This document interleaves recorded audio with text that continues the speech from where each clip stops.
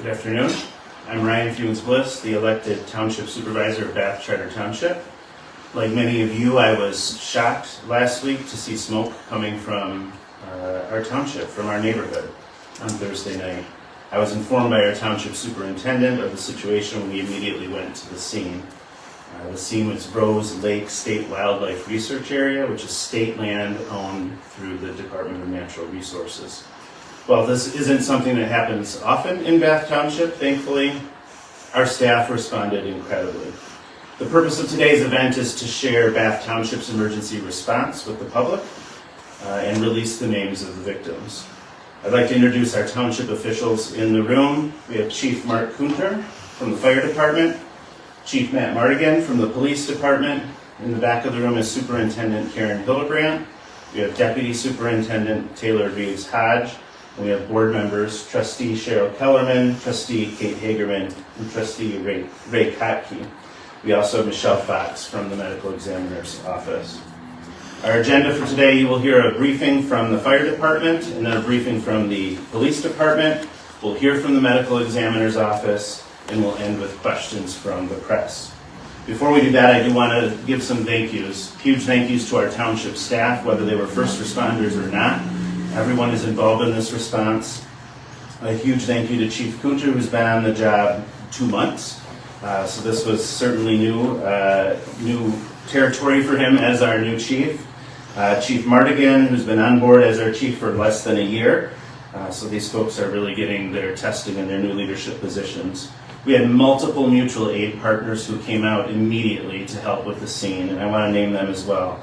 Capital Region International Airport, Clinton County Central Dispatch, Clinton County Emergency Management, Clinton County Road Commission, Clinton County Sheriff's Department, DeWitt Township Police Department, DeWitt Area Fire, DAAIA, which is the Mexican version of the FAA, Eaton Area Ambulance, the Federal Aviation Administration, the Langsburg Police Department, and the Langsburg Fire Department, the Michigan Department of National Resources, the Michigan State Police, and the National Transportation Safety Board.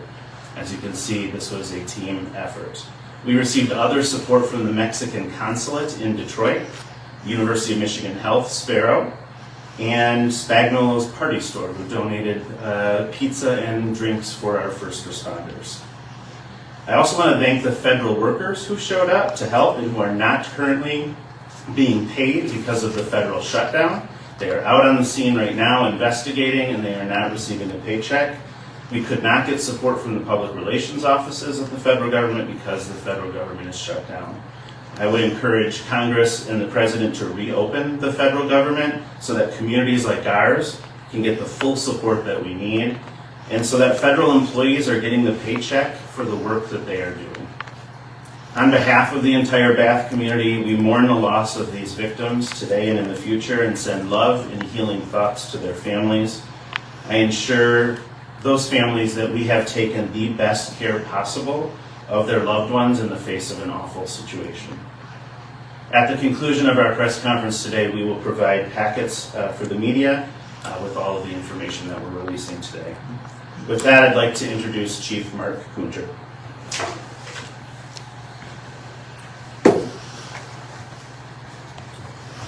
Thank you, Ryan. Like he said, my name is Mark Kunter. I'm the newly appointed fire chief here in Bath. I have several years of experience past entities, but this is my first with Bath Township, and certainly a challenge that kicked off my next career. I'm just going to talk very briefly about the fire side, fire and EMS side, and our response, and what we had to go through along with some of the challenges, right? The biggest challenge was the location of the crash site itself. It was a very wooded, very secluded area. It was a significant distance off the road. It was not accessible by even four-wheel drive trucks. We actually had to use saws and manpower to blaze a trail all the way back to even access the site itself. So it was a significant challenge even getting to where we could help anyone. The The terrain, obviously, it was brushy, it was wooded, there was limited visibility. All significant challenges that would never normally face.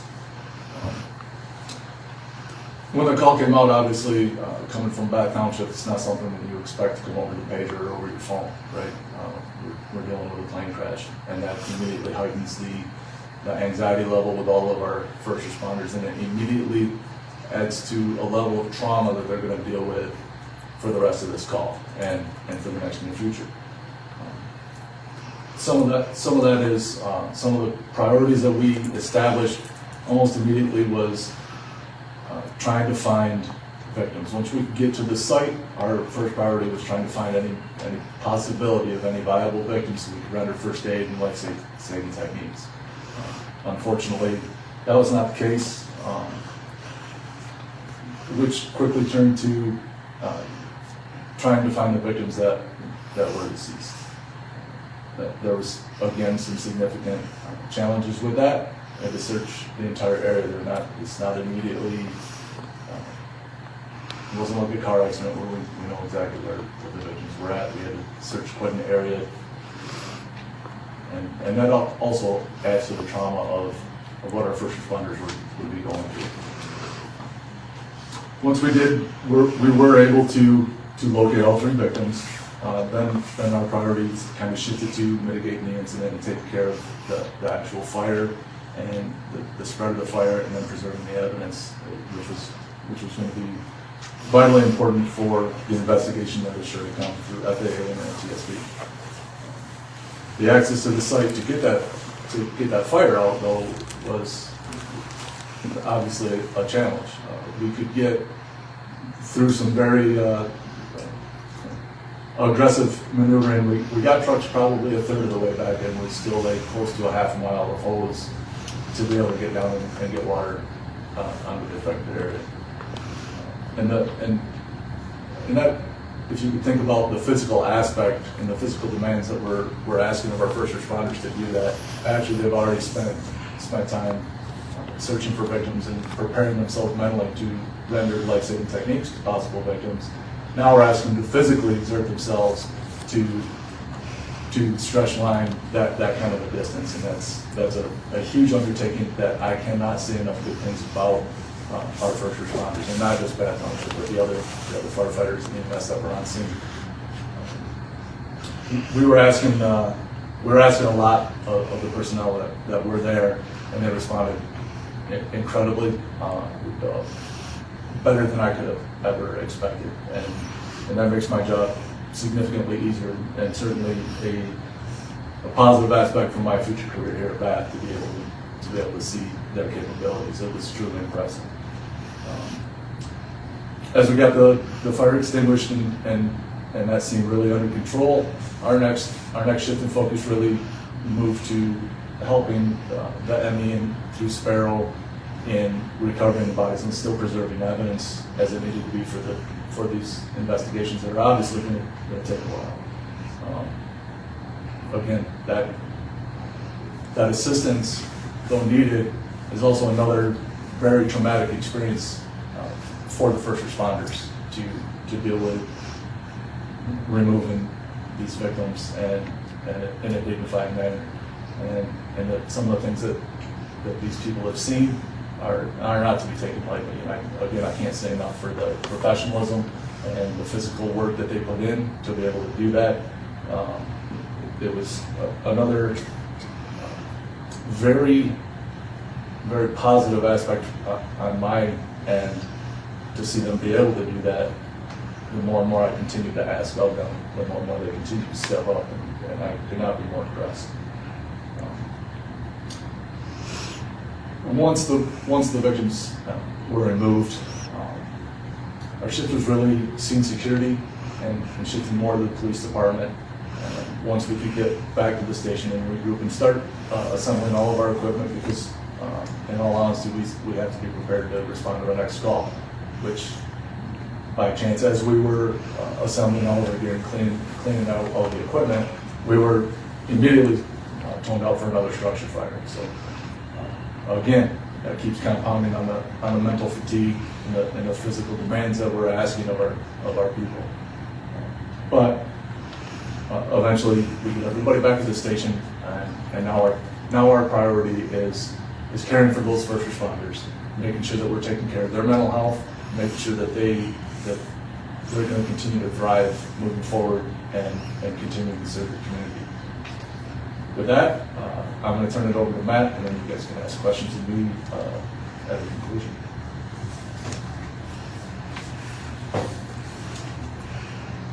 Thank you. Chief Matt Mardigan, Bath Township Police Department. On Thursday, our officers received a 911 call of a plane crash. The location was vague. Our officers, one of the first on scene, they located the site and immediately went into search and rescue operations along with the fire department. As Chief Kunter explained, there was an extensive operation to get that fire out.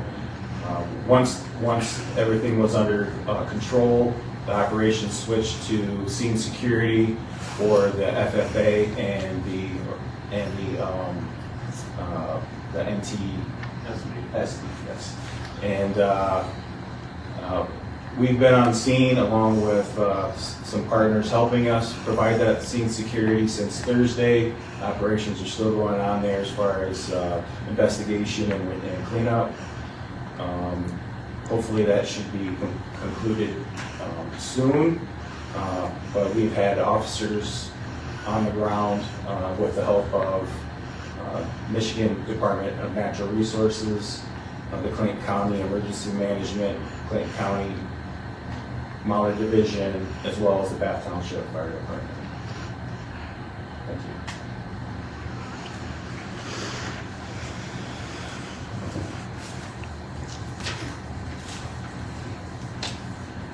Next, I'd like to introduce Michelle Fox from the Medical Examiner's Office at University of Michigan Health Script. Hello, my name is Michelle Fox. I'm the Chief Investigator with the Office of the Medical Examiner serving Clinton County. On the afternoon of October 16th, the Clinton County Medical Examiner's Office was notified of fatalities from a jet airplane crash by Clinton County Central Dispatch occurring in Bath Township. Myself and investigators of our mass fatality team responded to the scene and initiated an investigation in conjunction with local, state, and federal investigative agencies. The bodies of 3 individuals were recovered from the crash site and transported to the medical examiner's office at the University of Michigan Health Sparrow in Lansing, Michigan. The post-mortem examinations on all 3 individuals were conducted on October 17th, 2025. Due to the nature of the injuries each individual sustained, the medical examiner's office is currently in the process of identifying each individual.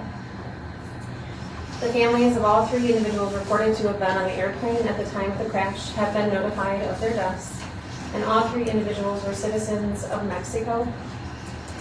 Based on information provided by the Consulate of Mexico in Detroit, the individuals have been presumptively identified as Francisco Javier Del Morel Jimenez, Rodolfo Pimentel Zamora, and Alvaro Espejo Rodriguez. The Clinton County Medical Examiner's Office extends our condolences to the families, friends, and colleagues of all 3 souls who died in this tragic accident and express our gratitude to the local law enforcement agencies, fire department partners, Consulate of Mexico in Detroit, the National Transportation Safety Board, and the Federal Aviation Administration for the assistance in this incident. We are grateful for all of their assistance in the recovery of these individuals at the scene and all of their assistance after in helping to identify them. And I'll turn this back over to Ryan. Before we take questions, I want to again thank the first responders. Our superintendent, Karen Hildebrandt, and I went out to the scene the night of, and the professionalism, the dedication, the sweat and blood and tears, and it was an incredible sight. We're really, really proud of both the men and the women. of our forces and our neighboring forces who came out to help us as well. I returned to the scene this afternoon to see it in a different light, and it is a shocking scene. It is a plane crash. It's rough. So we really want to thank those first responders for their just dedication and the guts to do this job. And thanks to the Bath Township voters as well. Last year they approved an increase to our public safety millage. This is exactly what that tax money goes to pay for a response like this: professional, dedicated, and well-run. We've been told that next steps in this investigation will move beyond Bath Township. Our role in this is coming to an end. The NTSB will take the pieces of the plane to their site to continue the investigation. Within 14 days, we should get a preliminary report on what happened, but a full report won't be issued for a full 12 to 18 months. So this investigation will take a while. With that, I will invite questions from the press. You said that those people on the plane that passed away, they were all from Mexico, even the pilot as well? We understand that there were 2 pilots and 1 maintenance worker, and they are all Mexican citizens. That is what the Mexican consulate has told us. And that plane was doing maintenance in Battle Creek, Michigan? That's what we understand. Other questions? Ages on the 3 victims? We're currently trying to secure the date of birth because there's an international aspect to this and somewhat a language barrier. We're trying to take some extra time to make sure we have that information right before we send it out. In the packet that will be distributed to the media afterward, you will see a place of birth for each of those folks, but we don't have the date of birth secured yet.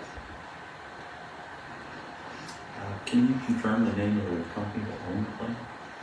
I can't, no. I don't have that information. I know other folks have reported that.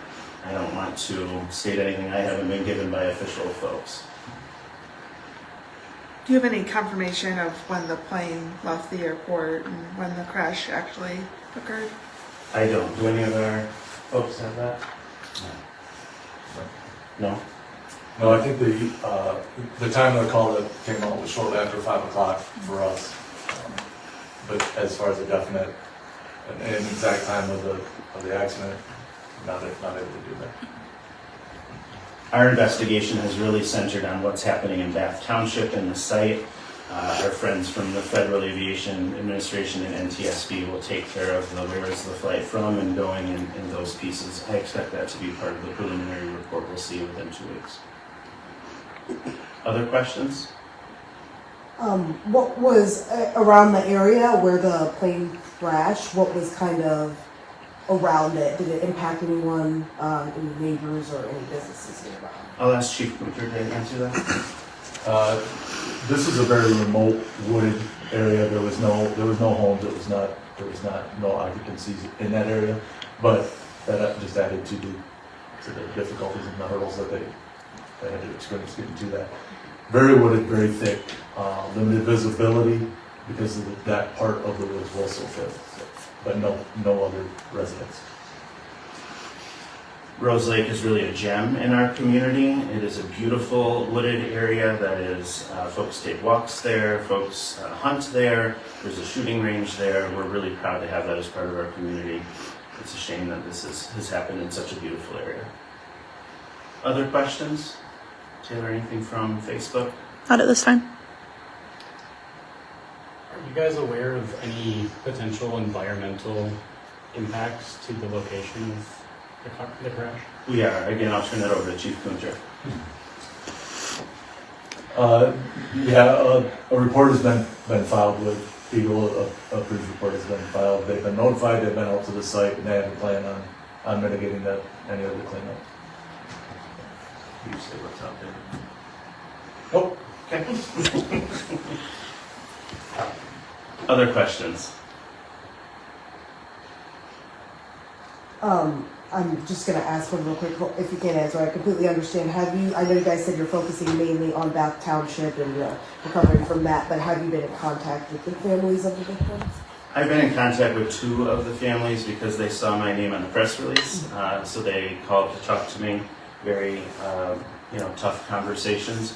And I know our medical examiner and the Consulate of Mexico have been working very closely with those families. Again, they've all been notified and understand the situation as much as we do.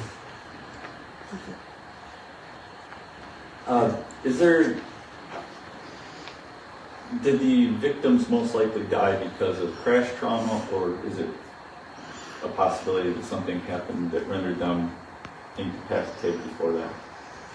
Can the medical examiner answer that? It's currently still pending. The autopsy was just completed on Friday, so the medical examiner is still looking through toxicology, histology, and through the autopsy itself. So that takes some time. Plus, again, still working through the identification. Usually about 8 weeks before we have everything completed for a final autopsy report and being able to release all of that. Thank you, Michelle. Again, I'll remind folks that these are presumptive identifications. We do have to wait for the DNA results, which will take several weeks. But these are the folks that we believe, based on our partners at the Mexican consulate, who are on the plane. Other questions?